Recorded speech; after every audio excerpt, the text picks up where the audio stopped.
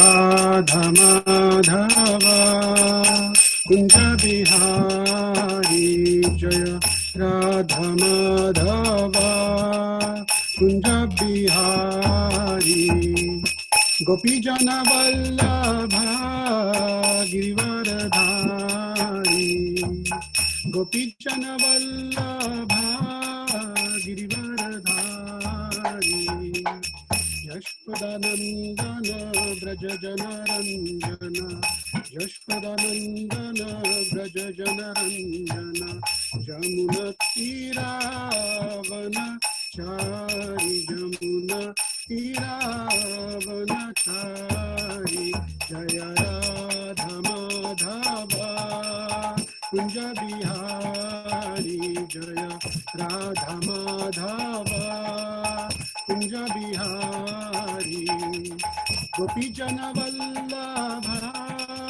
Girivaradhari Gopi Jana Vallabha Girivaradhari Yashpodanandana Braja Janaranjana Yashpodanandana Braja Janaranjana Jamuna Tiravanachari Punatiravanachari Hare Krishna Krishna Krishna Hare Hare Hare Rama Rama Rama Hare Hare Hare Krishna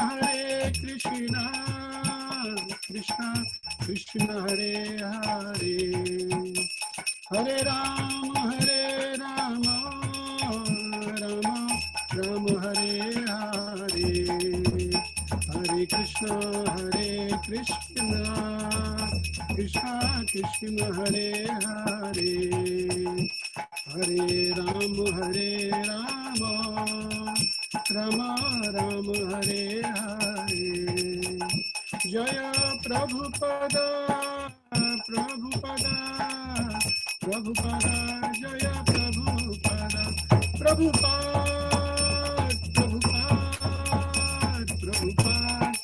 Jaya Prabhupada Nitai Gaura Hari Bol Nitai Gaura Hari Bol. Hare Krishna. So I'll just share my screen quickly. Let me know when you can see it.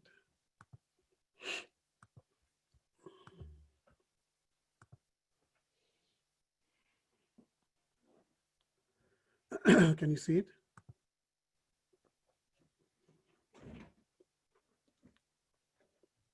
Pretty well? Yes. Yes. Okay.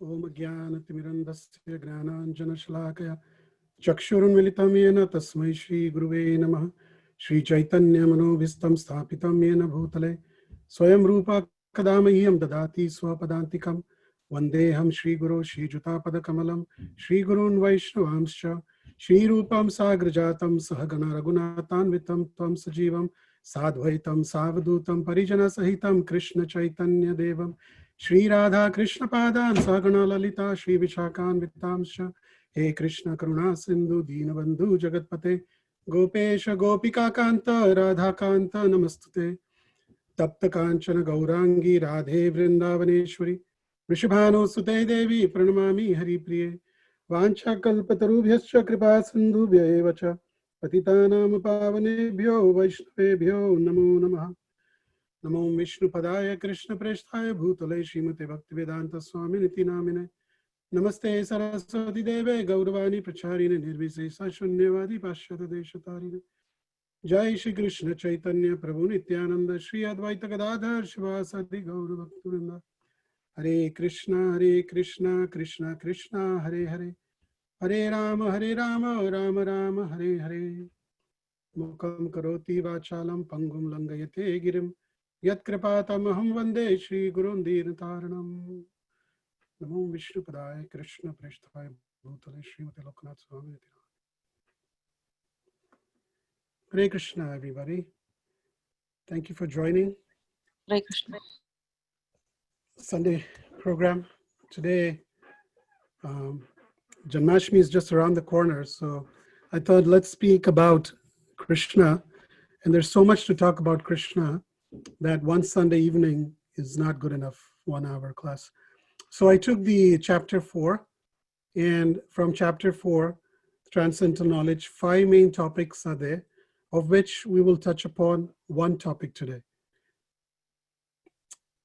But before I start, I want to mention something, which is today, one of our very, very dear family friends, Akhil Oja, his brother-in-law, who was in a very critical condition in hospital, left his body. So our prayers to the departed soul and to the family who must be going through a very tough time.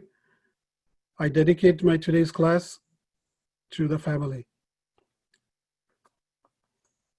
So the 5 main topics of chapter 4. First one is, it's broken down, all the verses into these sections. The first one is knowledge. Spiritual knowledge is revealed by spiritual master. We cannot approach Krishna directly. We need a spiritual master in our life. It's a very important basic foundation of our Krishna consciousness, of our spiritual life. Without a spiritual master, without a guru, it is not possible to get love of Godhead. And this is something that is mentioned in many, many scriptures. Then the second topic is Krishna is beyond birth and death. And this will be our topic of discussion. The third topic in this chapter is the 4 social divisions. The Chatur Varnam, the 4 divisions of Varnas and Ashramas, the 4 social orders are mentioned in here. Then we have action for God produces no karma. When we act in Krishna consciousness, when we act for the Lord, then we do not incur any karmic reactions. And the 5th one is how a devotee approaches God and how yogis approach the Lord, who approach his Brahman effulgence or the light that comes from the Lord. And materialists, how they approach the demigods. They do not worship the Supreme Personality of Godhead because of lack of understanding. So this topic that we will discuss today is summarized as Krishna, with the topic of Krishna is beyond birth and death. His appearance is coming soon. So we'll discuss that. Here for the first time in the Bhagavad-Gita, Lord Krishna clearly distinguishes himself from ordinary souls by saying that while he remembers past appearances, Arjuna has forgotten them. And unlike ordinary souls, karma does not impose birth and death on Lord Krishna. He appears for his own reasons. Krishna is beyond birth and death, and he appears when he desires. If he wishes, he can appear at this moment. So nobody is stopping him from appearing. He comes at his own will. And we will also see when he generally appears. So I'm going to systematically take you from the first topic, how a guru is required for spiritual knowledge, for spiritual growth, and then come to this topic of Krishna is beyond birth and death. So if you could please pay your attention, and I would humbly request if you can come on the video, that would be wonderful. So we'll start with, our focus is verse number 9, but I'll take you through verses 1 till we get to 9. So in verse 1, Krishna says, Shri Bhagavan Uvacha, Imam Vivashvate Yogam Proktavan Aham Avyayam Vivashwan Manave Praha Manur Ikshva Kave Bravet. The personality of Godhead, Lord Shri Krishna said, I instructed this imperishable science of yoga to the sun god, Vivashwan, and Vivashwan instructed it to Manu, the father of mankind, and Manu in turn instructed it to Ikshvaku. So here Krishna is speaking to Arjuna that how this knowledge comes down the disciplic succession. Evam parampara praptam imam rajarshayo viduh sakale neha mahata yogo nashta parantapa. This supreme science was thus received through the chain of disciplic succession, and the saintly kings understood it in that way. But in course of time, the succession was broken, and therefore the science as it appears to be lost. So Krishna spoke this Bhagavad-Gita before, and he's now repeating again because this message was lost. Sa evayam maya tedya yoga prokta purantapa tanaha bhaktosi me sakha cheti rahasyam hi etat uttamam. That very ancient science of the relationship with the Supreme is told by me to you, because you are my devotee as well as my friend, and can therefore understand the transcendental mystery of this science. Arjuna vacha aparam bhavato janma param janma vivasvataha katham tedat vina yinam te tvam ado proktavan iti. Arjuna said, the sun god Vivaswan is senior by birth to you. How am I to understand that in the beginning you instructed this science to him? Shri Bhagavan Uvacha Bahuni me vyatitani janmani tavacharjuna tani aham veda sarvani natvam veta parantapa. The personality of Godhead said, many, many births both you and I have passed. I can render all of them, remember all of them, but you cannot, O subduer of the enemy. Ajopi san avyayatma bhutanam ishwaropi san prakratim swam adhishtaya sambhavamya atma mayaya. Although I am unborn and my transcendental body never deteriorates, and although I am the Lord of all living entities, I still appear in every millennium in my original transcendental form. Yada yada hi dharmasya glanir bhavati bharata abhyuttanam adharmasya tadatmanam srajamyaham. Whenever and wherever there is a decline in religious practice, O descendant of Bharata, and a predominant rise of irreligion, at that time I descend myself. Paritranaya sadhunam vinashaya cha dushkritam dharma samsthapanarthaya sambhavami yuge yuge.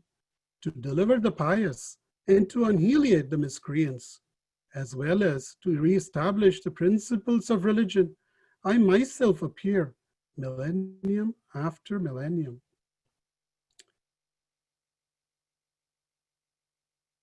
Janma karma cha me Devyam evam yo veti tatvataha tyakva deham punarjanma naiti mam eti so Arjuna.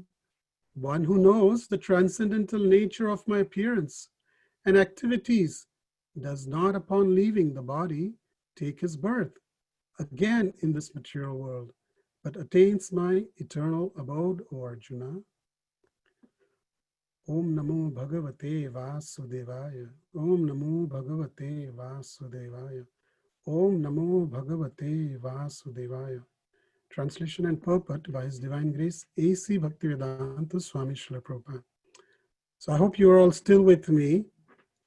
Once Srila Prabhupada, in a room conversation, asked the devotees who were present there. Srila Prabhupada asked, so, which verse do you think is the most important in Bhagavad-Gita? And the devotees started narrating different verses. Tadvidhi pranipatena, approach a spiritual master. That's the most important, Prabhupada. No. Antakale chamameva smaran muktva kalevaram. You remember me at the end? Prabhupada said no. Then Prabhupada quoted this verse and said, this is one of the most important verses in Bhagavad-Gita. Why? Because one who understands this transcendental nature of Krishna's appearance and activities, Krishna says that upon leaving this body, will not have to take his birth again. So it is so important to understand this appearance and the various different activities of the Lord. So in his purport, Srila Prabhupada says, the Lord's descent from his transcendental abode, you all can read along with me in staying mute. So you're also reading the purport. The Lord's descent from his transcendental abode is already explained in the 6th verse. One who can understand the truth of the appearance of the personality of Godhead is already liberated from material bondage. And therefore he returns to the kingdom of God immediately after quitting this present material body. Such liberation of the living entity from material bondage is not at all easy. The impersonalist and the yogi attain liberation only after much trouble and many, many births. Even then, the liberation they achieve, merging into the impersonal Brahma Jyoti of the Lord, is only partial, and there is the risk of returning to this material world. But the devotee, simply by understanding the transcendental nature of the body and activities of the Lord, attains the abode of the Lord after ending his body, and does not run the risk of returning to this material world. In the Brahma Samhita 5.33, it is stated that the Lord has many, many forms and incarnations. Advaitam Achyutam Anadim Anantarupam. Although there are many transcendental forms of the Lord, they are still one and the same Supreme Personality of Godhead. One has to understand this fact with conviction. Although it is incomprehensible to mundane scholars and empiric philosophers. As stated in the Vedas, Purusha Bodhini Upanishad, the one, Eko Devo Nitya Leela Nurkakuto Bhakta Vyapi Hriday Antaratma. The one Supreme Personality of Godhead is eternally engaged in many, many transcendental forms in relationships with his unalloyed devotees. This Vedic version is confirmed in this verse of the Gita personally by the Lord. He who accepts this truth on the strength of the authority of the Vedas and of the Supreme Personality of Godhead, and who does not waste time in philosophical speculations, attains the highest perfectional stage of liberation. Simply by accepting this truth on faith, one can, without a doubt, attain liberation. The Vedic version Tattvamasi is actually applied in this case. Anyone who understands Lord Krishna to be the Supreme, or who says unto the Lord, you are the same Supreme Brahman, the personality of Godhead, is certainly liberated instantly. And consequently, his entrance into the transcendental association of the Lord is guaranteed. In other words, such a faithful devotee of the Lord attains perfection. And this is confirmed by the following Vedic assertion.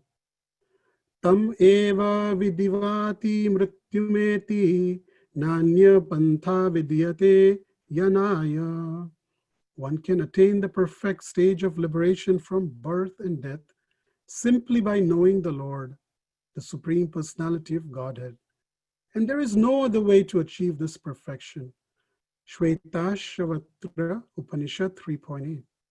That there is no alternative means that anyone who does not understand Lord Krishna as the Supreme Personality of Godhead is surely in the mode of ignorance, and consequently he will not attain salvation. Simply, so to speak, by licking the outer surface of the bottle of honey, or by interpreting the Bhagavad-Gita according to mundane scholarship. Such empiric philosophers may assume very important roles in the material world, but they are not necessarily eligible for liberation. Such puffed up mundane scholars have to wait for the causeless mercy of the devotee of the Lord. One should therefore cultivate Krishna consciousness with faith and knowledge, and in this way attain perfection. So, Janma karma cha me Devyam evam yo veti tattvataha.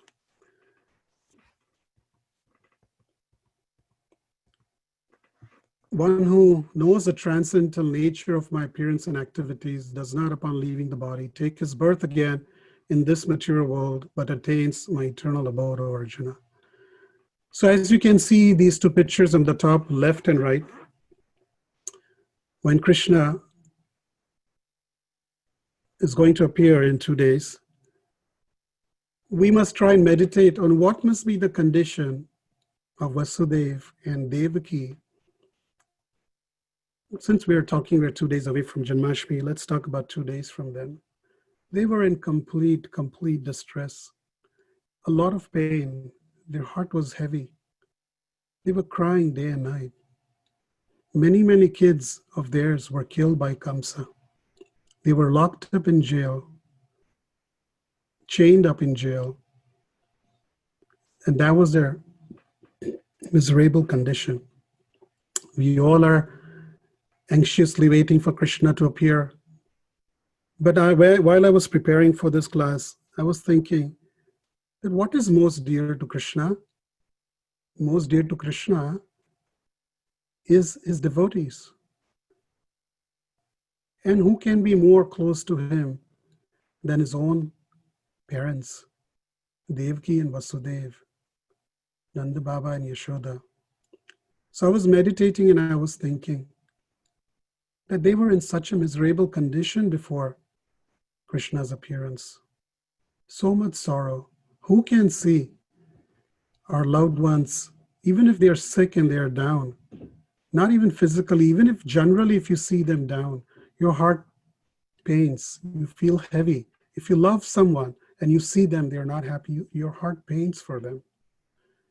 So similarly as devotees, we should feel that pain that Devaki and Vasudeva must have felt as they were going through these miserable situations. And we can think that at least I am in not such a situation as Krishna is going to appear. I'm free. I have not been bound by any chains. I'm not locked up in a jail. Yes, by Corona we are locked in, but it's not so bad.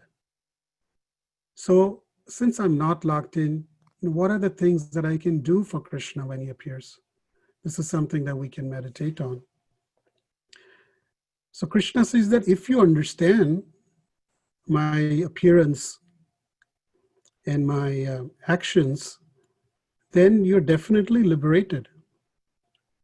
So Krishna, Janmashtami or Krishna's birthday, what does that mean? Does that mean that Krishna only appears on that day and until then he comes and then he disappears? He's not there anymore throughout the year? Well, we all know that God has no birth or death. He has no beginning, nor does he have an end. He's unborn. He's Aja. So in one sense, when is Krishna's birthday? Because he's not really born. But on the other sense, so that he has these pastimes with us, so that we have an opportunity to celebrate with Krishna or an occasion of Krishna, we have these appearances. But Krishna appears in so many times. He appears in different forms, in different days of Lord Brahma. Krishna appears himself once. So which birthday are we going to celebrate? But we are in Kali Yuga. He came just 5,000 years ago on this day that is going to be in 2 days. So we celebrate. Otherwise, the Lord doesn't have a beginning nor an end. And Krishna's appearance is compared to the sun. We cannot say that the sun was born this morning during sunrise and it died at sunset, can we? We cannot, because an intelligent person knows that as soon as the sun sets, the sun has risen somewhere else. Similarly, Krishna never sets Krishna finishes one pastime in one place, he's constantly somewhere else doing his pastimes. Ram Tulsi Prabhu did a very humble announcement, introduction of me, that been working very hard. And at that point, I thought about Krishna, how hard he's working for us. He's never resting. He's always appearing in different universes to deliver his devotees. So from that, we can learn that if Krishna is working all the time, and I take it realistically, this is not just philosophically, well, that's Krishna and he's transcendental and I have this body, but it's a matter of your attitude, of how we look at things. That if my Lord is constantly working to revive people and get back home, back to Godhead, I can do a little bit, and that little bit of what Krishna can do is actually a lot. So why not? So Krishna is compared to the sun, and the sun and its rays, just like the sun comes up, but before even the sun comes up in the morning, we see brightness. We've not seen the sun yet. And similarly, Krishna, just like the sun rays expands to all over, Krishna and his unlimited incarnations or his expansions are also coming all the time. It's compared to innumerable waves in the ocean. We can't even count. Generally, before I came to Krishna consciousness, I was told about the Dasha avatars, that there are 10 incarnations of the Lord. But then later on, as I read Bhagavad-Gita as it is, Srimad-Bhagavatam, Srila Prabhupada's lectures, I came to know that no, there is innumerable incarnations of the Lord. Matsya, Kurma, Varaha, Narsimha, Vamana, Kalki, so many. And these are all mentioned in the scriptures. Like Kalki avatar is going to happen at the end of Kali Yuga, and that is mentioned. The town, the village in which he will appear, Shambhala Gao, the village, is also mentioned. His parents' name is also mentioned. What will be his weapon is also mentioned. What will be his vehicle is also mentioned. When, why he will appear is also mentioned. So all these incarnations are there.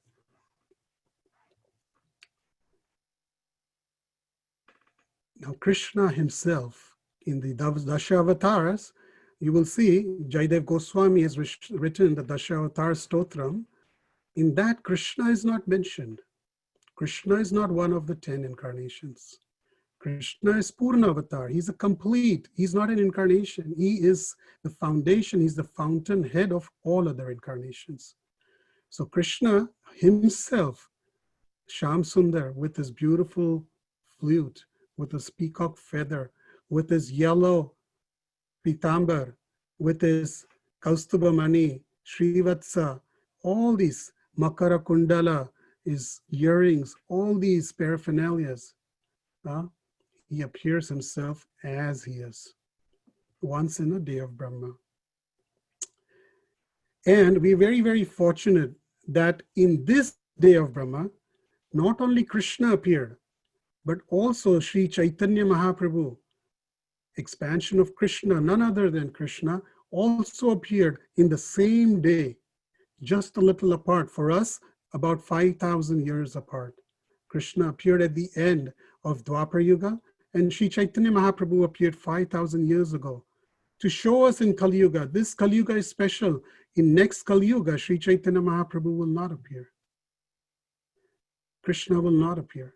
So we are so fortunate that just so recent in Vrindavan Dham, only 5,000 years ago, Krishna laid his foot. We must take full benefit of visiting these holy places. And after Krishna departed, what Krishna gave to us? Srimad-Bhagavatam. Krishna appeared in the form of Srimad-Bhagavatam.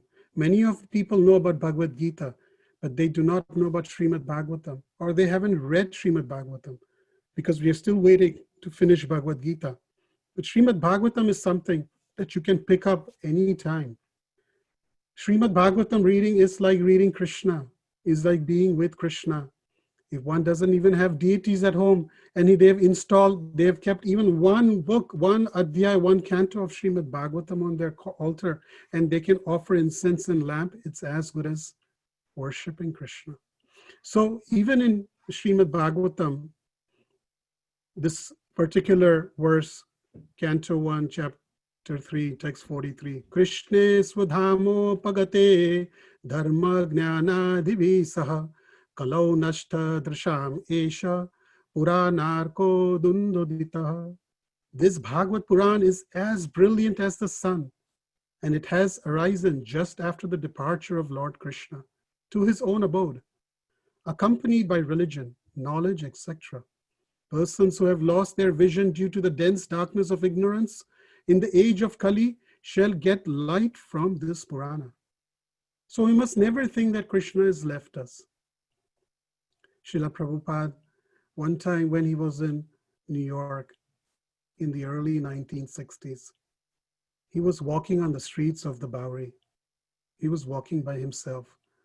That time ISKCON was not established. There was not a single devotee or disciple yet. He was walking, he was looking at left, he was looking at right, downtown village area of New York City. And he was just thinking to himself, what am I doing? What will happen? He didn't know where he's going to stay some nights. He didn't have any money with him. Completely dependent on the Lord. At that point, Srila Prabhupada writes and mentions that although I didn't know where to turn, where to stay tonight, but I had full faith that my spiritual master was with me. Krishna was with me. And on that faith alone, today we have the International Society of Krishna Consciousness all over the world. Do we have that faith? Many times we lose hope. Many times we feel I'm at loss. Many times we feel I have lost friends. I have lost family. I have lost wealth. I have lost job. Many things. I have lost my health. I'm getting old. But here is somebody who has been in all those situations at the same time with an old age, 70 years old. What excuse may we have? He had complete faith in the Supreme Personality of Godhead, Krishna, and his spiritual master. Do we have that faith in our Guru? Do we have faith in Krishna when everything seems to be down? Do we have faith in Srimad-Bhagavatam? One devotee came up to me one day and was very morose, very sad, and said, I just want to share with you that these things that happen with me, these things are happening even in the devotee community, your devotees. What do I do? What do I do? And I said, give some practical tips, but I also said, read Srimad-Bhagavatam, chant your rounds, have faith. The person called me next day as the person read Srimad-Bhagavatam the next morning, and opened a page. And in that page, the text, the verse that person read, it was the verse in which Krishna is telling Arjuna, Arjuna, please declare that my devotee will never be perished. I am always with you. Have faith. When that person read that verse, beautiful, beautiful verse, and showed me what that verse is, it was heart melting. Because this person was crying from the bottom of his heart to Krishna to help. And Krishna reciprocated with an answer through Srimad-Bhagavatam. So please take shelter of Srimad-Bhagavatam. If you do not read Srimad-Bhagavatam yet, or are you not, but you have Srimad-Bhagavatam, this Janmashtami would be a wonderful day to begin starting reading Srimad-Bhagavatam. I humbly request you all to read 1 to 3 verses a day, daily. Read the verse, translation, and purport. And you will see that if you stick to it until you finish Srimad-Bhagavatam, you will see a complete transformation and you will experience Krishna in your life. You don't need to go any further than that. Janmashtami is in 2 days. Think what you could do. So Srimad-Bhagavatam also has many, many, many topics in there. But the sum and substance of Srimad-Bhagavatam is captured in Canto 10. That's why it's called the summum bonum, the ultimate goal, the ultimate solution. The sum and substance of entire Bhagavatam is in the 10th canto, where Vyasadeva summarizes all the entire pastimes of Lord Krishna. He had written many, many Vedas, scriptures, verses, books, but he was still not happy. And his spiritual master, again, a spiritual master comes to help him. Narad Muni says, you have not glorified Krishna, the Supreme Personality of Godhead. Please glorify him and you will feel complete satisfaction. So that was when the 10th canto was spoken. And in the 10th canto, specifically, he talks about the pastimes of Lord Krishna along with his birth. When Krishna appears, it's so special. Now just think about appearances and birthdays of people that we know amongst our own acquaintances. And think about people who are VIPs in society when they have their birthdays. How grand a celebration they have. Many places you will see big, big hotels, party halls, lightings, fireworks, billboards, music, incense, so many things are put together for days and days, and planning happens for somebody special whose birthday is coming. We ourselves engage in so many ways in celebrating and planning our own loved ones' birthdays. But Krishna has his own ways of appearing. He doesn't require all these artificial means of welcoming him. Devaki and Vasudeva are in the jail at midnight. There is no fireworks. There is no lights. There is no music. There is nothing but sorrow. And just see what happens when the moment arrives of Krishna arriving.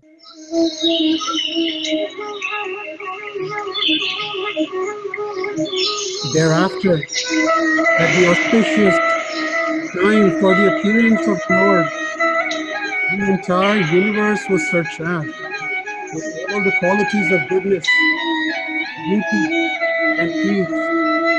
The constellation Rohini appeared with stars like Vishnu.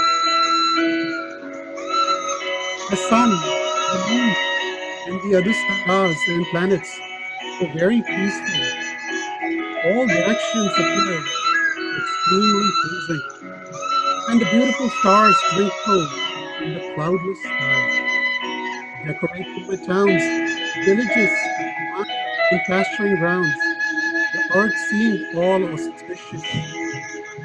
Rivers flowed with clear water, and the lakes and vast reservoirs, full of lilies and lotuses, were extraordinarily beautiful. And the trees and green plants, full of flowers and leaves, pleasing to the eyes, birds like cuckoos and swans, bees began chirping sweet voices for the sake of greeting. Pure breeze began to blow, pleasing the sense of touch and bearing the aroma of flowers. And when the Brahmanas engaging in ritualistic ceremonies ignited their fires according to Vedic principles, the fires burned steadily, undisturbed by the breeze. Thus, when the birth of Lord Vishnu, the Supreme Personality of God, was about to appear, the saints and brahmanas, who had always been disturbed by demons like Kansa and his men, felt peace within the core of their hearts. The kettle drums simultaneously vibrated from the upper planetary system. At that point, the Supreme Personality of Godhead, Vishnu, was situated at the core of everyone's heart, appeared from the heart of Devaki in the dense darkness of night.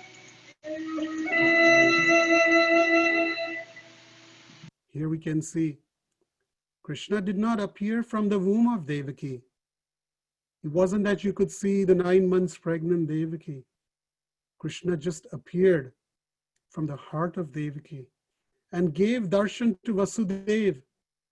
Beautiful Krishna with his peacock feather, with his necklace, with his earrings, with Srivatsa, Kaustubamani, with a crown,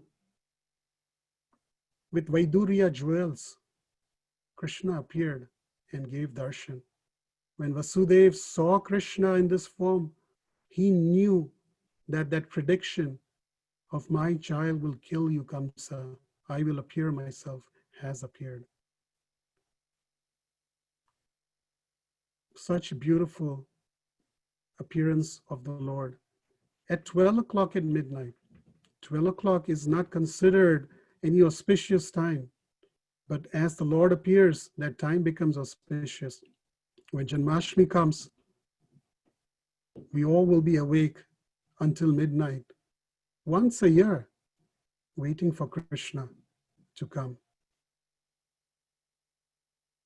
I was just telling myself that whenever Janmashtami comes, I get a little stressed out. Why? Because just anxious about the celebration. Need to do this, need to do that, need to do so many things. And then I was reflecting on it and I said, it's good. At least I'm getting stressed out about Krishna's appearance, not about anything else as much. And I was just saying, it's a good sign, Krishna's mercy. And we must, for our Supreme Lord, for our spiritual master, when they appear, just like we do for our own loved ones. That is a way of showing our gratitude to the Lord also. Yes, we have love for Krishna inside, and Krishna is also inside as Paramatma, but it's okay to show it externally also. And most of the time, what is internal comes out externally as well. But just see how beautiful Krishna's appearance was.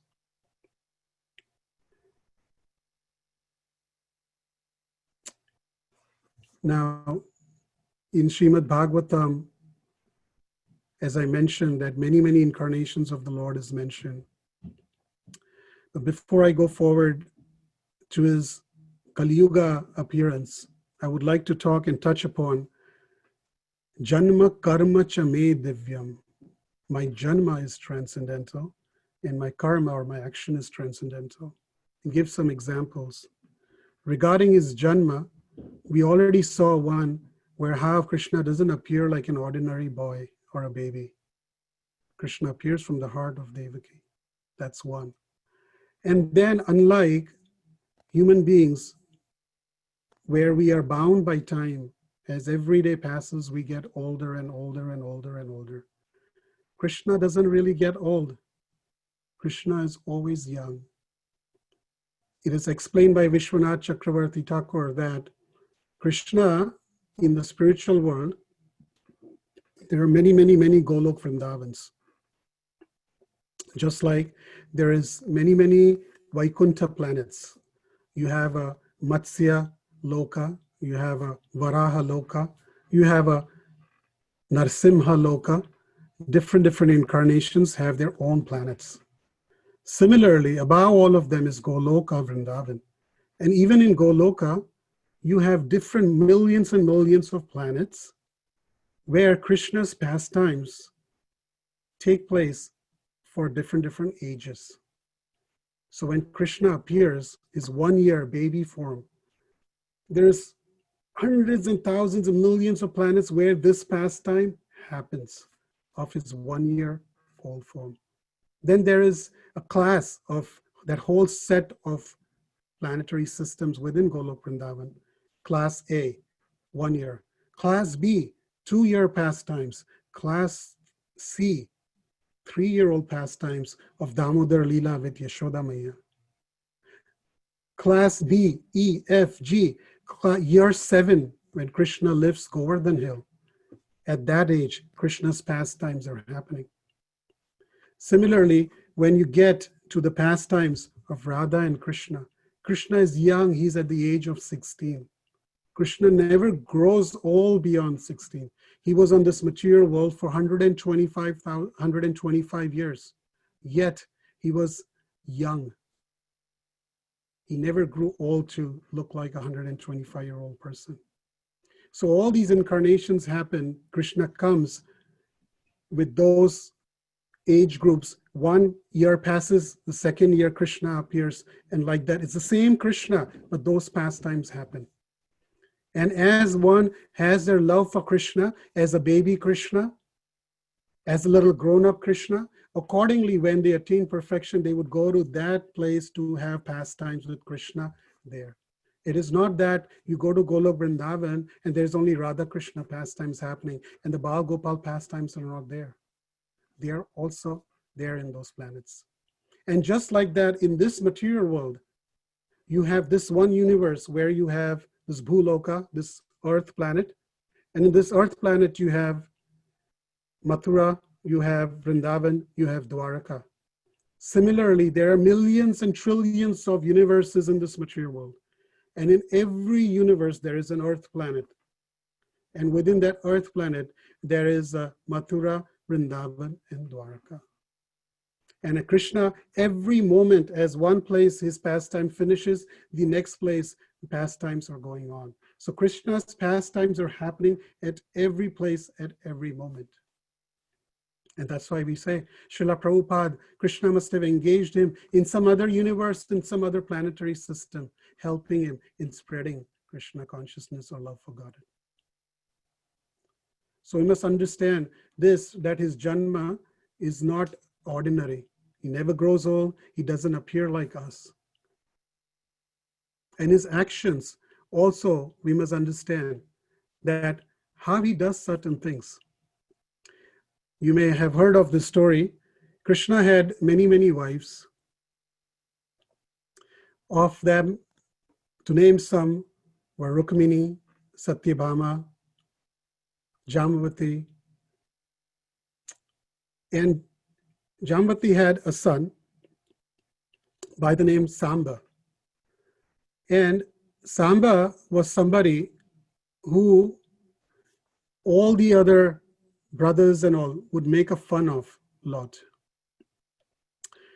One day what they did was, to Samba, they dressed him as a woman. They made her look like she was pregnant, or he was pregnant. And they took her to the sages who had arrived in Dwarika. And one of them sages was none other than Durvasa Muni. So the boys took Samba, covered from his head as a pregnant lady, and went, "Oh, sages, oh dear sage, you know the past and the present and the future. Can you please tell us whether this lady is going to have a boy or a girl?" Now, they're making fun of the sages, and especially Durvasa Muni. Vishwanath Chakravarti Thakur comments on this, that one must be very careful how they interact with their seniors, how they interact with their spiritual masters, with their Diksha Gurus and their Shiksha Gurus. Committing any kind of offense with our seniors is very, very dangerous, although they are very merciful and may not take it seriously. But we must be very careful in our dealings with them. So here the boys had forgotten that this is not a good way of playing mischief with Durvasa Muni. So they asked, let's see, let's test his powers. So Durvasa Muni was meditating.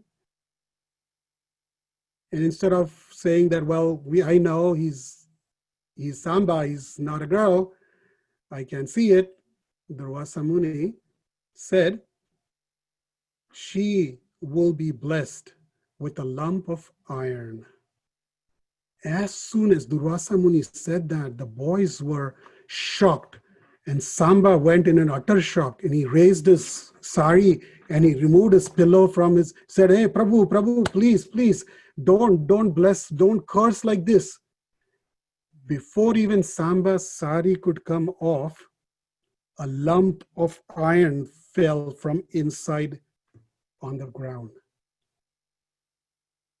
The boys were really disturbed and said, "What have you done?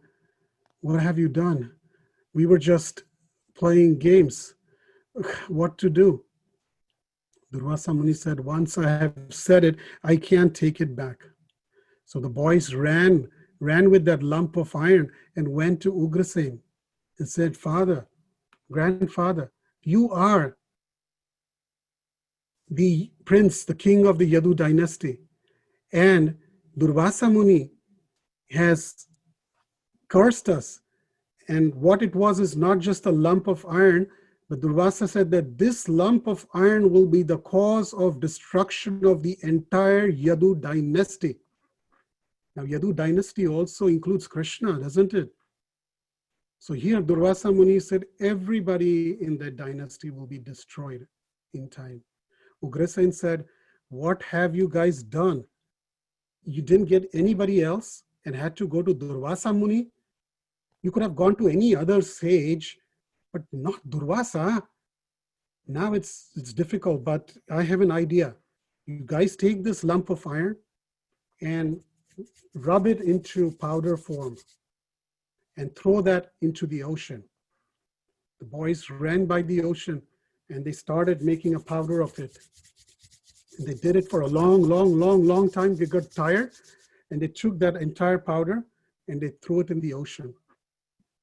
And they had this small piece of iron still left in their hand. They said, what is this small piece of iron going to do? Let me throw that in the ocean too.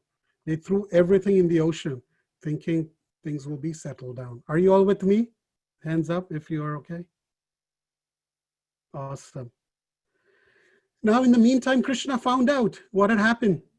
So Krishna went to Prabhashetra, a place of pilgrimage, to perform yajna, to try and neutralize Durvasa Muni's curse, to do something. While he was gone to Prabhashetra, what happened was all the Yadus were here assembled in Dwarka, and one night they started drinking alcohol, some kind of rasa. And with that, they started getting high. And they started joking and laughing and playing with each other and dancing, and they completely lost their senses. And at that point, little arguments, debates went into big arguments, which led into big fights. All the Yadus were fighting with each other. They were looking for weapons. They couldn't find any. Somebody said, hey, look, by the ocean, we see these iron rods. What they all ran there, and what they found was that these dust particles that were thrown in the ocean of that lump of iron, with the ocean waves coming on the shore, all that dust particles was brought to the shore. And from the ground, from every dust particle, an iron grass-like shape, big iron pieces came up, and they were sharp as anything. So these Yadus who were fighting, they were looking for some weapons, and they would pluck these iron sharp rods, and they started fighting with each other to the point where they killed each and everybody. On the other side, that little lump of iron that was thrown by them was swallowed by a fish. Are you with me? Was swallowed by a fish, and a fisherman caught that fish. And when the fisherman cut open the fish, he found a small piece of iron. He said, what am I going to do with the iron piece? He had a friend who was a hunter. So he says, hey, hunter, you hunt. So here you can make use of this iron piece. So the hunter said, sure. He took that iron piece and started making a beautiful, nice, sharp arrow from that piece.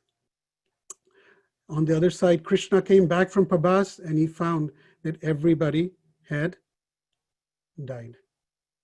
Now, when Durvasa Muni gave this curse, another point comes to my mind, that how Durvasa Muni, or when we deal with devotees, how we must be extra careful.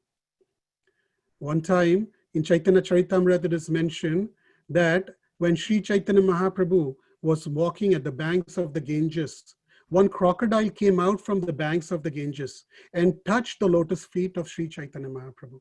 As soon as the crocodile touched the feet of Sri Chaitanya Mahaprabhu, the crocodile gave up the body, and a beautiful boy or a person appeared. Mahaprabhu said, what happened here? How come you came out from this crocodile? He says, Mahaprabhu, it is due to your mercy. He says, tell me, how did you become a crocodile? He says, in my previous birth, I was a very young, naughty boy. And one day a sage, who happened to be Durvasa, came to our village. And while he was sitting in meditation, I thought, hey, how fun it would be to cut his long beard. So as he was sitting in meditation, I took a scissor and I went there and I cut his beard. When Durvasa Muni woke up and he saw what I had done, he got so furious and he cursed me. He cursed me saying, you're being so sadistic that you want to just go and bite and cut things? Well, sure, you want to chew, you want to cut, you want to bite, you will become a crocodile. And at that point, I prayed to Durvasa Muni and said, I'm just a little boy. Please forgive me, I'm just mischievous. I didn't really. So he said, well, okay, all I can do is that you'll be a crocodile, but you'll take birth in the Ganges, in Ganga. And you will be liberated in Kali Yuga when Sri Chaitanya Mahaprabhu comes. So we can learn a lesson from this, that to mess with Vaishnavas, Brahmanas, Krishna loves them. We must not. So when Krishna came back from Prabhashetra, going back to that story, you still with me, everybody? Or not getting lost, right? Okay. When Krishna came back from Prabhash, he saw that the Yadu dynasty is gone.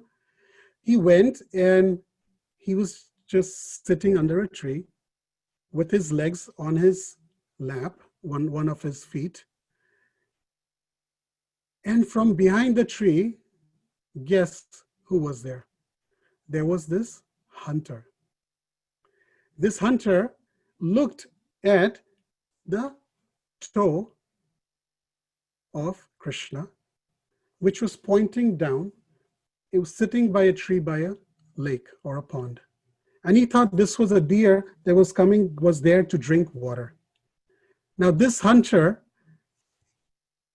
had the same arrow that was given by that fisherman to the hunter. And he had made the tip of the arrow with that metal. So as soon as he saw that deer, which he thought was deer, he shot the arrow and it pierced through Krishna's feet. And he came running to catch the deer. When he came there, he was astonished. This was Krishna himself. He was completely down. What have I done? Krishna was smiling. Krishna said, don't worry. He said, Krishna, I have hit you. I've shot this to kill you. He says, no, there is no offense. He says, what do you mean there is no offense? He says, let me tell you. Now we'll go to another story within this story. He says, in my previous birth, when I appeared as Lord Ramachandra, I met Sugriv. Sugriv's wife was taken by his brother Vali. And Sugriv had approached me. And he had said, oh Ram, if you can get my wife back, if you can kill my brother Vali, he's become very irreligious, I will help you find your wife Sita. So I agreed and I made a contract with Vali. I said, okay, I will help you. I will kill Vali. You must now go and challenge Vali. And call Vali and say, I want to fight with you. And Sugriv was like, are you crazy? Fight with Vali? He's going to make a powder of me in one shot. I said, don't worry. I'm there to save you. Have faith in me. So Sugriv went with full flexing his muscles and he called out, Vali! Come on out! You want to fight with me? I'm waiting for you. Inside, his heart was beating at 100 miles an hour. What if Ram disappears? What if? Vali came out. He says, you fool. You know, right? I'm like Yamraj for you. And he came out laughing at Sugriv. He rushed to Sugriv and he caught hold of him and smashed him left, smashed him right. And Sugriva is looking left, looking right. He's looking at all the trees. He's trying to figure out where is Ram. And he's like, help, help, help. And there is no arrow shooting, nothing is coming his way. And he's like, what happened here? As soon as Vali released his hand to beat him again, Sugriva just rushed from there and ran away. He ran away to Lord Ramachandra. He says, Lord Ram, where were you? Why didn't you help me? I was calling out for your help. Ram said, well, I thought that was Vali. There was Vali getting beaten up by you. I couldn't tell a difference. You both monkeys look same. So I really couldn't tell the difference. And Sugriva was like all beaten up and says, do you see what's happened to me? Look at my eyes. They look like Lord Jagannath now. They're like so swollen. Now, please, what are you going to do next? He says, okay, let's do this. Lakshman, why don't you get me a garland, make me a garland, and we'll put that garland on Sugriva's head. And then Sugriva, you go and fight. Now, this time when you go, I know that you have the garland and Vali does not. So this time I can differentiate. As soon as he started going, Sugriva came back and said, hold on. Ram, you know everything. Come on, you know everything. You're the master of the universe. You know everything. You knew who I am. So why this whole act of garland and all? He said, let me tell you why. So the first time you met me and Lakshman, we both came together, but you only offered me a seat. Lakshman, who's Balaram, is Guru Tattva, and I am Bhagavad Tattva. I am God, and he's Guru. You never offered seat to the Guru. So you had to face the reaction of that. And now when you've come the second time, if I send you again, you will again get defeated because you have not got the mercy of Guru yet. That's why I asked Lakshman to put a garland on you as a blessing. Now you have the blessings of Guru. Now I will protect you. Very important lesson to learn here. So this time he went and fought. And this time Ram, very well, killed Vali from behind the tree. He got the arrow right in and Vali stood there very strong. He took the arrow out. He said, who's this person that did this to me? Who's that coward who cheated? Ram came out, and when Vali saw that, he told him that, why did you do this? How could you hide and kill me? You are a cheater, you are a coward. And Ram then explained that I represent the king and you are become irreligious. So I had to kill you. And you become lusty, irreligious. And then Vali said, well, I'm a monkey. What do you expect from me? I am lusty. I have to be lusty. So that's my nature. How can you just kill me for that? And I'm not a citizen of your kingdom. I'm a monkey. I can go anywhere. So Ram said, oh, since you are a monkey, then I am a hunter. And a hunter hunts the monkey only from behind the trees. Because when he comes in front, the monkey runs away. So that is why I shot you from behind the tree. But because Lord Ramachandra wants to teach us a lesson that anything we do to others will come back to us someday or the other. He said, do not worry, Vali. In my next appearance as Krishna in Dwapar Yuga, you will come as a hunter and you will kill me with a bow and arrow as well. So he explains him that same Vali took birth as a hunter and killed Krishna. So these are some of his pastimes of how Krishna appears. His appearance is, and his Janma and Dharma are very, very transcendental. And then one last story, which is also related to this story and pastime, where later on or before, when Dwarka, Krishna and Rukmini were present, one day Durvasa Muni sent a message that I'm going to be coming today for dinner. Make huge amounts of prasadam or bhoga for me. Yeah, many items. So Krishna and Rukmini got busy and they made lots and lots of items. When evening time came, they got another message that Durvasa Muni has canceled his trip. He's not coming. Now, what will happen to us if we invite somebody and somebody says, Prabhu, I'm not coming, or Mataji, I'm not coming? That's all. No reason why I'm not coming. I'm just not coming. We'll be like cursing that person like anything. Krishna and Rukmini just accepted Durvasa Muni. Okay, no problem. They ate and then they fed everybody else around. Midnight came. Somebody knocked on their door. Who is it? Durvasa Muni. Whoa, you were supposed to come in the evening for prasadam. What happened? Well, I just changed my mind. I've come now. Is there a problem? No, no, no, no problem, Maharaj. Please come. Well, I'm very hungry. I want to eat sweet rice. Not anything else, sweet rice. Rukmini went into the kitchen, rushed, and made a big bowl of sweet rice. Oh, well, I lost my appetite. I don't want to eat anymore. I don't want to eat anymore. You don't want to eat anymore, Maharaj? No. But I want you to get 2 bowls and distribute this into 2 bowls. Okay, Maharaj. Rukmini went inside, got 2 bowls, put them into 2 bowls. He said, Maharaj, what to do now? He says, you take 1 and Krishna, you take 1. Okay, Maharaj. Now I want you both to come outside in the courtyard. It was night, midnight in the courtyard. The moon is full. There's only moonlight. And here is Durvasa Muni telling Krishna and Rukmini, I want you to take the sweet rice and apply it all over your body. What?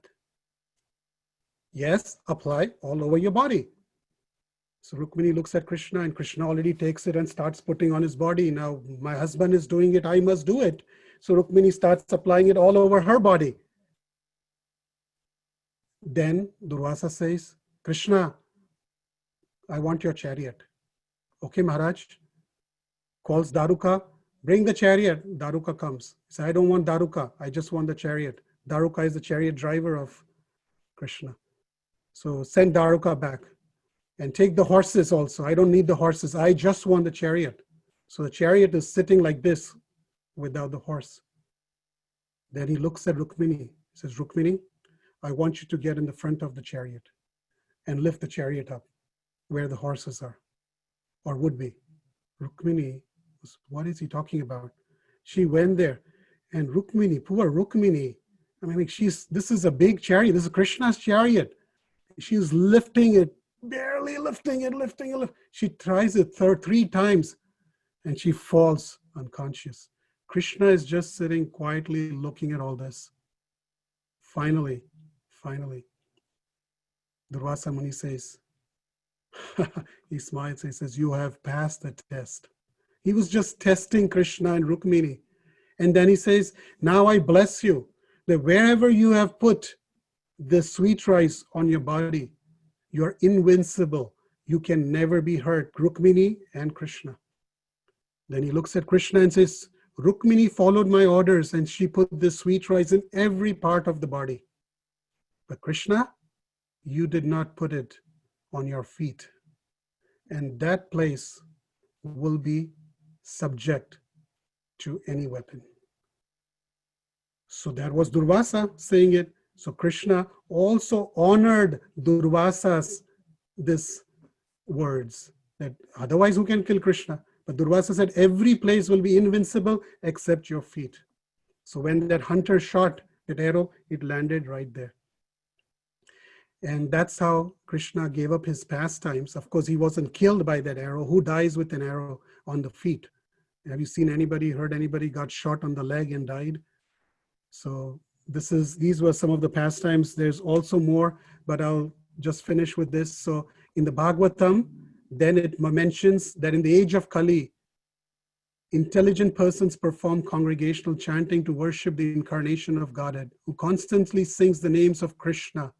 Although his complexion is not blackish, he's Krishna himself. He's accompanied by his associate servants, weapons, and confidential companions. Krishna Varnam Tvisha Krishnam Sango Pangastra Parshadam Yagnai Sankirtana Prayer Yajanti Hi Sumedashaha. That is Sri Chaitanya Mahaprabhu and his chanting congregational Sankirtan movement Ki Jai. And then he says that in Kali Yuga, Kaler dosha niderajan astihi eko mahan guna kirtana deva krishnasya mukta sangha param vrajet. My dear king, although Kali Yuga is an ocean of faults, there is still one good quality about this age. Simply by chanting the Hare Krishna Maha Mantra, one can become free from material bondage and be promoted to the transcendental kingdom. So Krishna left, but he left behind with us this movement of Sankirtan. So we are very, very grateful to Krishna. In Chaitanya Charitamrita also it is mentioned, Harer Nam, Harer Nam, Harer Namaiva Kevalam, Kallau Nastyeva, Nastyeva, Nastyeva Gatiranyatha. In this age of Kali, there is no other means for self-realization than chanting the holy name, chanting the holy name, chanting the holy name of Lord Hari. So I want to tell you all devotees that Janmashtami is coming up. And some of you may be thinking, I want to chant minimum 16 rounds that Srila Prabhupada has prescribed, but I'm not able to. Well, on the day of Lord appearance, give him a surprise. Give him a surprise and tell him that this is my gift to you. I'm going to start chanting 16 rounds daily, at least for 1 year. Then next year, if you can continue, give it up. But I humbly request, if there is one devotee who's listening to me carefully and you're not chanting 60 rounds. I said this to somebody a few weeks back. A week later, that person came up to me and said, Prabhuji, I've started chanting 60 rounds. It gave me so much pleasure, bliss, that just saying a few words and encouraging that person started 16 rounds, not for me, for their own benefit. And same thing I'm saying here. Janmashtami, the appearance day of the Lord, is very, very special to do some special things for our own benefit. It pleases Krishna also. So in the Chaitanya Charitamrita Adi Leela also it says, Kali Kale Nama Rupe Krishna Avatar. Nama Haite Hoy Sarva Jagat Nistar. In this age of Kali, the holy name of the Lord, the Hare Krishna Maha Mantra, is the incarnation of Lord Krishna. So please chant. Simply by chanting the holy name, one associates with the Lord directly. Anyone who does this is certainly delivered. And in Bhagavatam, the end of Bhagavatam, I wanted to see what is mentioned. At the end of Bhagavatam, the last verse, it says, the sum and substance, the conclusion, Nama Sankirtanam Yasya Sarva Papa Pranashanam Pranamo Dukkha Shamanas Tam Nam Ami Harim Param. I offer my respectful obeisances to the Supreme Lord Hari, the congregational chanting of whose holy names destroys all sinful reactions, and the offering of obeisances unto whom relieves all material sufferings. So you've seen, I just summarized how Krishna's appearances, how Krishna does. He's not an ordinary person. We must never doubt, have complete faith in Krishna, his appearance. Krishna is always with us. He's there for us. Make it special for his appearances. Vasudeva and Krishna could not celebrate his appearance. Vasudeva in his mind gave thousands of cows and gold and elephants to the Brahmanas. We can give something. We can give love of God by taking up chanting. We can give the reading of Srimad-Bhagavatam. We can take up the reading of Srimad-Bhagavatam. So I want to thank you all for your attention. I tried my best and I spoke for myself. If there's any questions or comments, I'll open the floor. Hare Krishna.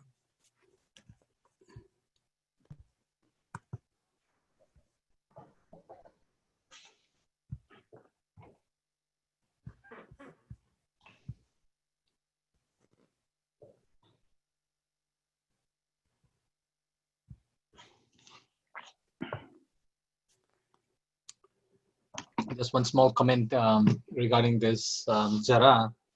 After like that he hits and he asks forgiveness from the Lord. At the end, very interesting how Krishna says in that Srimad-Bhagavatam, this is in 11th canto, the Lord explains to him that actually it is my own desire because you did this. And after that, like now you go back to the heavenly planet. So he blessed him. So with this same body, like he actually shot Krishna, but Krishna blessed him that because you are just fulfilling my desire. For this benefit you're doing, so you're going to go to spiritual world. So immediately that there is the chariot that comes from the sky who takes this Jara the spiritual world. So there's an amazing thing to see also that it is very transcendental activities he was performing. After that, actually, Jara leaves, then Daruka comes. There's a long story after that also. Just wanted to add that comment. Thank you, Prabhu.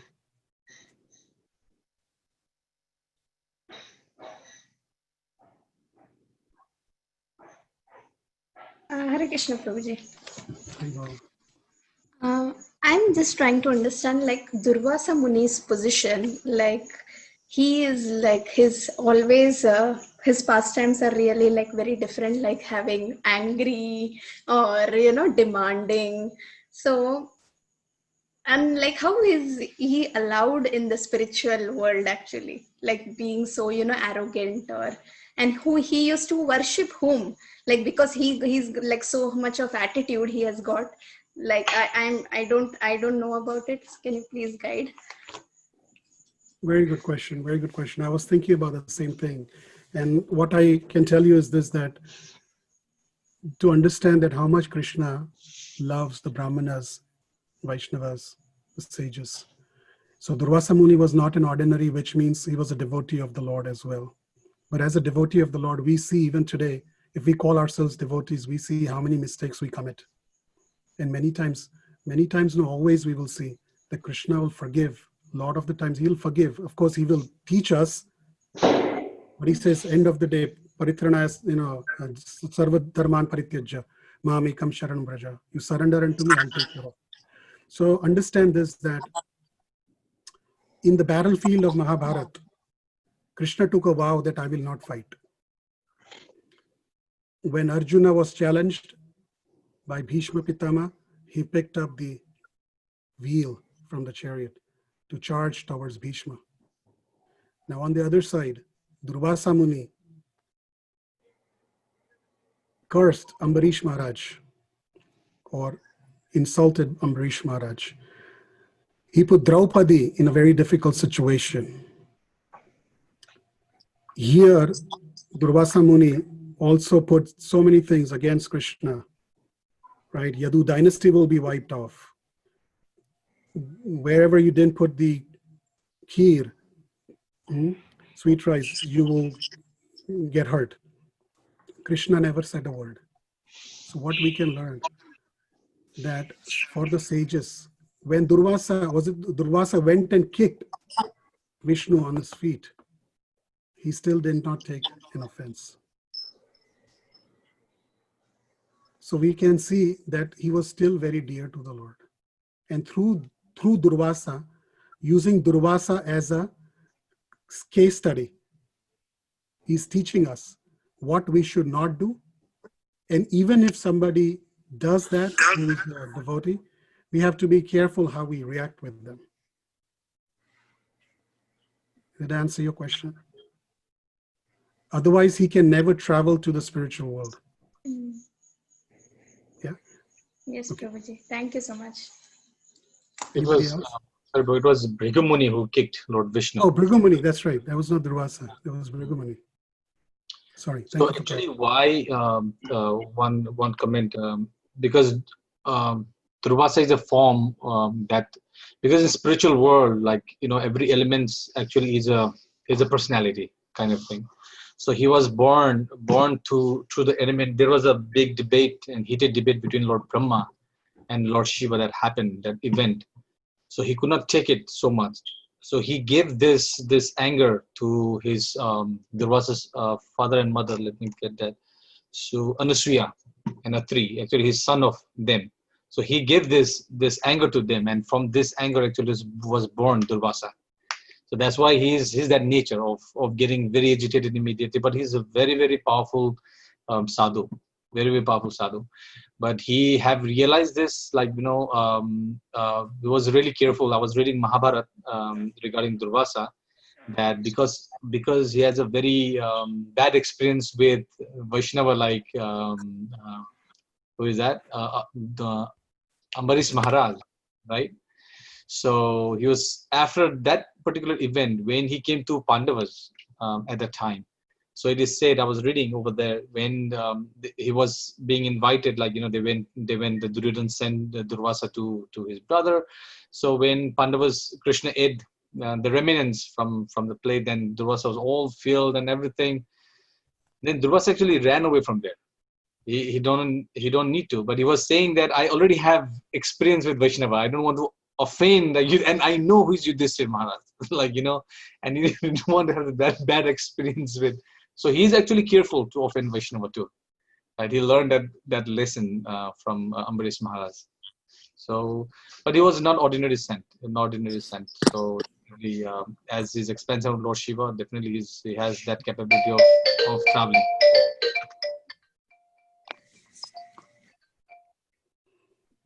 Sorry, thank you. Just a little comment. Thank you, Prabhuji.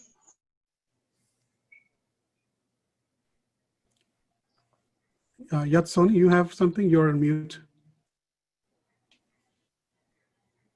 Jai Krishna, Prabhuji. So I have a question. What's the significance of chanting 60 times? Why not 108 times or some other numbers? Yeah. So actually, before 16, Srila Prabhupada's spiritual master, that time it used to be 64 times. Right. And before that, it used to be 108 times. But as we are progressing in Kali Yuga, people are very, very busy. They do not have that much focus. So Srila Prabhupada, when he came to America, and first interaction was with the Western, the hippies, right, who knew nothing about Krishna.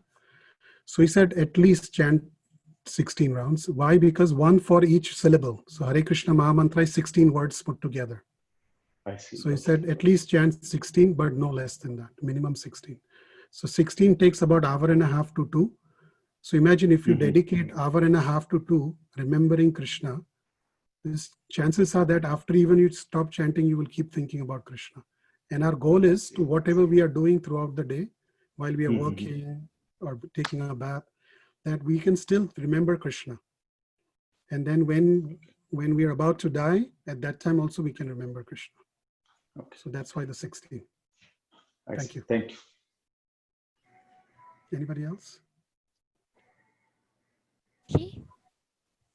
Yes, Asta.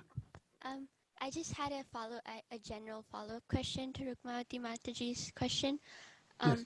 So they said that as Durvasa Muni, he went back to Godhead, but he also had growth.